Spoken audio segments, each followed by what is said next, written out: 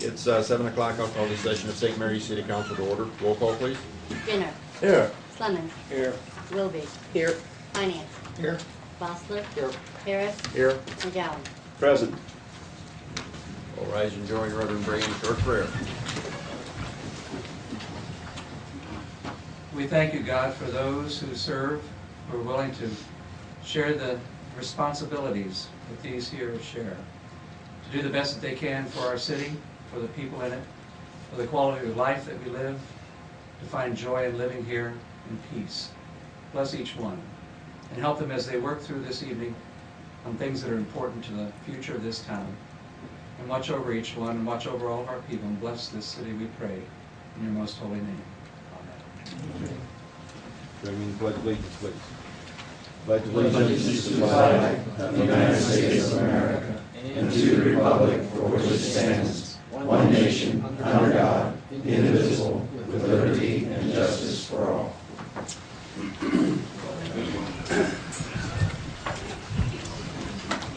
I'll receive a copy of the minutes from the previous meeting. If there are no objections or corrections, I'll accept the motion to accept. Skinner. Second by Ms. Wibbler. Ms. Wilby, I'm sorry. Council vote, please. All yeses, thank you.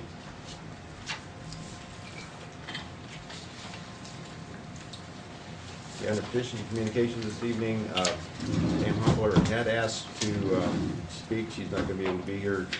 Council should have in front of you a presentation from her that she would like you to take into consideration.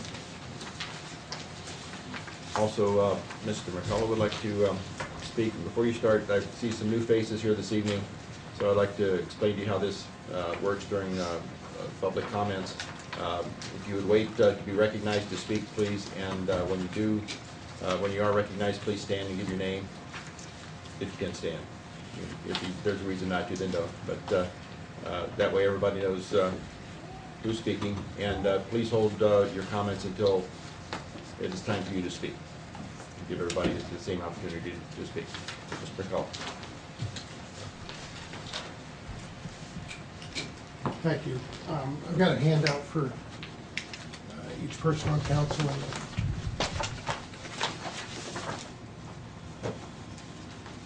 Would you like to give me this? Please.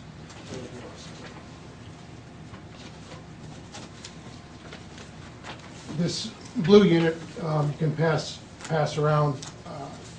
15 years ago, I had a company in town to do a study and on a proposed family entertainment center, and have communicated with them off and on since then, and have continued to work on that project, as there is a need in this area for things for the youth to do. And I've worked on several projects, a couple of them that are being worked on presently to help fill that need. I'd like to read the following message. As a business owner in this county, I'm asking council to negate the miniature golf project in Casey Geiger Park.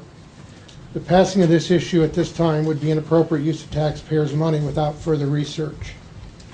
I've been involved in the amusement industry and tourism here for about 25 years, and the idea of using taxpayer money for the project without considering all the facts would be a misuse of the public's money.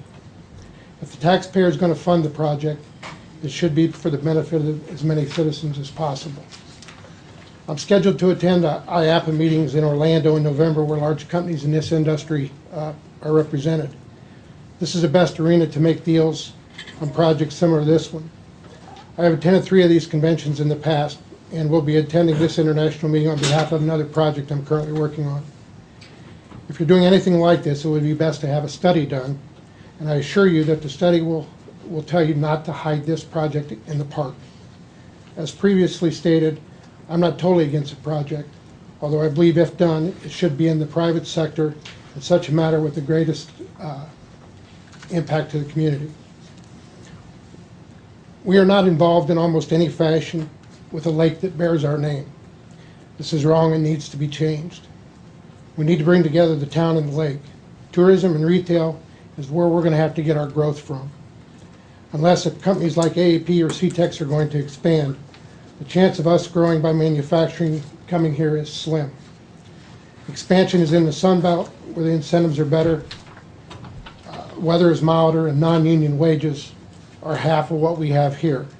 The rest of manufacturing is going overseas where they're a tenth of what our present rates are. Again, our efforts need to be in retail and tourism. Please consider the following points. This should be researched by people who understand the industry, marketing, golf consultants. They will tell you that the course will not work well as a standalone attraction. Your cost to operate is well under what the actual cost would be. An outside consultant would confirm that labor alone could run as high as your total estimate. If every person in town played one time a year, it will not cover your expense. Our company hired Arnie Lundmark of Venture Golf Services at a cost of $2,000 to visit our area and make recommendations regarding the feasibility of a family entertainment center that included miniature golf, go-karts, and batting cages. This company has built courses all over the world, including the courses that are on Royal Caribbean ships.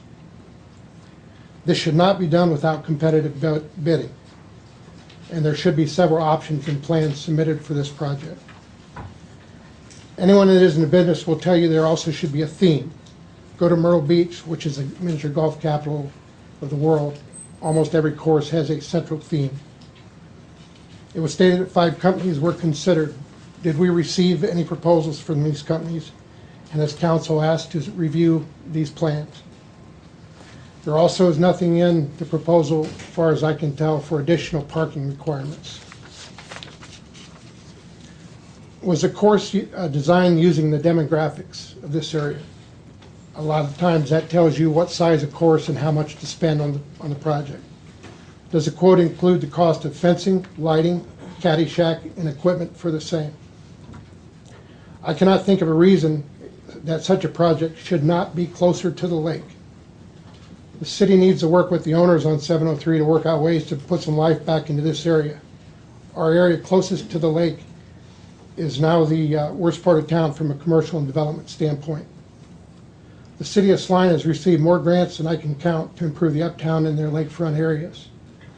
What are we doing to get some of that money, since we do have the funds available for matching fund grants? The mayor, in all respects, said he spoke to 200 people and had 10 no's. Truthfully, I can't find 10 informed people that are for this project. If you understand the benefits of tying the city and the lake together with this type of project, I will consider making land available on 703 on a property I have for the city to use. There are also other sites that would be feasible and affordable. Today I spoke at length with Rick Hardings, owner of Playmore Lanes in Coldwater. He was very open about their experience in miniature golf business and provided the following.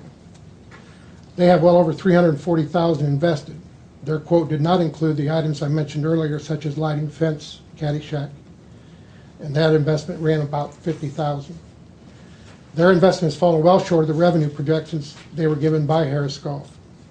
A majority of their business comes from less than 5 miles away. Respectfully, council should not pass this issue at this point and should leave the project to the private sector. The government's function is to assist the private sector in business development, not be the developer. For those of you on council, the next 3 pages are just cutouts of the study that I had done that are reflected in that blue book. Last page is basically the numbers. These are from several people in the miniature golf profession. 50% of your population or marketplace will play it once. 35% will play it the second time in a season. Using these numbers, you should expect the following. The first one, if our marketplace is 10,000 people, which is approximately what's in the city area, that would get you 6,700 plays at an average of $1.75 is 11.8. The other one is if the marketplace was 15,000 people, which would cover a fairly decent radius.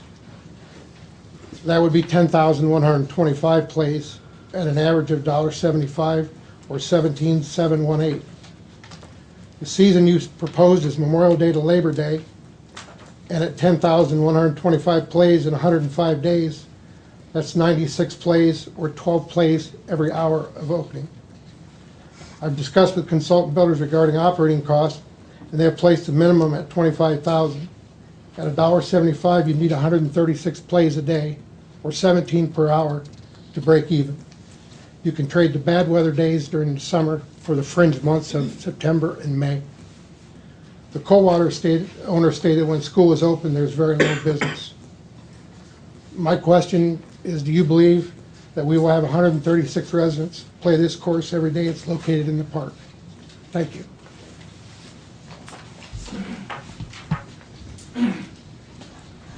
Does anyone else wish to address council?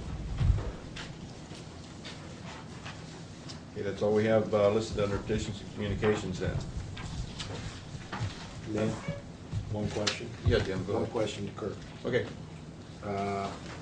Kurt, you stated in your letter at the end that you would consider making the land available to the city. Am I reading into that you would be willing to donate that land? I would consider looking at that type of situation depending on the scope of everything involved. Okay. Thank you. Any further questions or comments from council? Okay, then we'll move on to report from city officials. We have the mayor's report, Mayor Fewell. Dan, I have no additions or corrections to my report there. It is, not as large as we're taking in on some traffic tickets, but many times our ladies working as dispatch because we're one short right now. So some people are getting off free on traffic tickets. Any further questions or comments from council? Not then, we have the tax commissioner's report. I have nothing to add to the tax commissioner's report. Any questions or comments from council? Yes, Jim. I don't expect an answer today, okay? Because I'm blindsiding you, and I try not to do that. But city tax, they work it off of FICA, not off of the state and Fed. And I'm talking about cafeteria plans and simple IRA plans. That's not taxable income, the state and the Fed, but it's taxable for the city.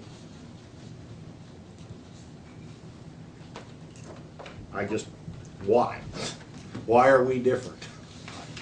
And I don't expect an answer today, Todd. But I was doing, as you could probably tell, I was doing the taxes today, so. It'd be a question if you want to call Joy Bond, our tax. Yes, you can probably explain She'll that. answer you in a second.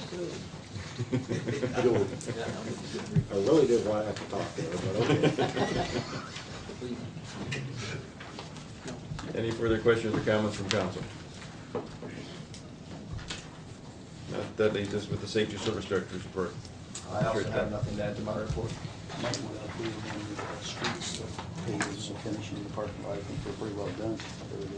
We got some work on that to do. 2010 street program is coming to a close, so.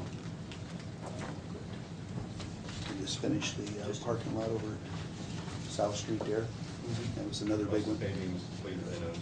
Right. We just have to reclimate the streets and then pave them, or paint them, so.